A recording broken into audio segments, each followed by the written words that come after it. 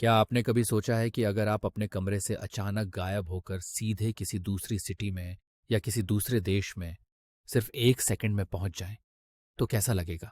सुनने में ये किसी साइंस फिक्शन फिल्म जैसा लगता है, लेकिन साइंस अब इस कल्पना को हकीकत में बदलने की दिशा में बढ़ रही है।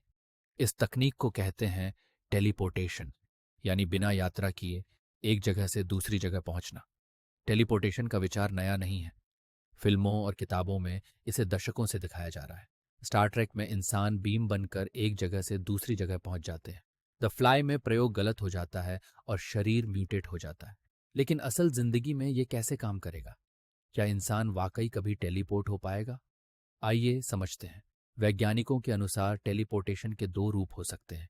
पहला, फिजिकल टेलीपोर्टेशन, और दूसरा, क्वांटम टेलीपोर्टेशन।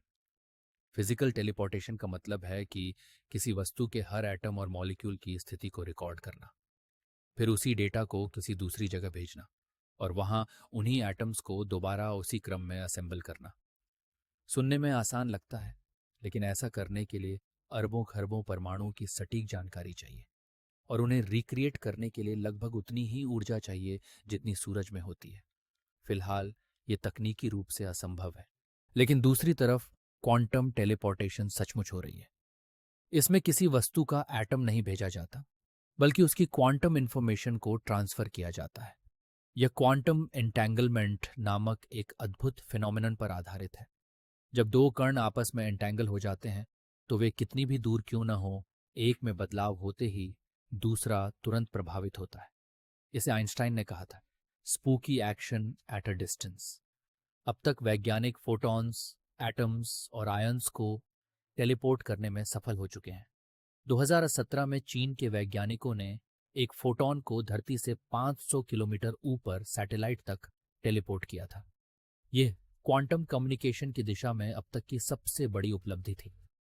इसका मतलब यह नहीं कि इंसान टेलीपोर्ट हो सकता है, लेकिन यह साबित करता है कि सूचना का इंस्टेंट ट्रांसफर संभव है। भविष्य में इसका उपयोग अल्ट्रा सिक्योर क्वांटम इंटरनेट और कम्युनिकेशन में किया जाएगा। अब सोचिए, अगर कभी इंसान की टेलीपोर्टेशन संभव हो गई, तो हमारी पूरी दुनिया बदल जाएगी। यात्रा का मतलब ही खत्म हो जाएगा। ट्रैफिक जाम, फ्लाइट्स, रेल, सब कुछ बेकार हो जाएगा।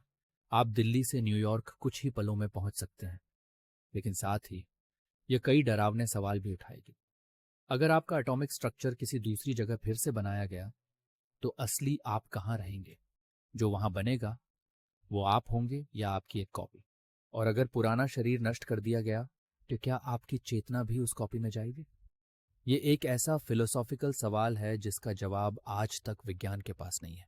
कुछ वैज्ञानिक मानते हैं कि टेलीपोर्टेशन इंसानों के लिए नैतिक रूप से खतरनाक हो सकती है। यह हमारी पहचान और चेतना की परिभाषा को चुनौती देती है।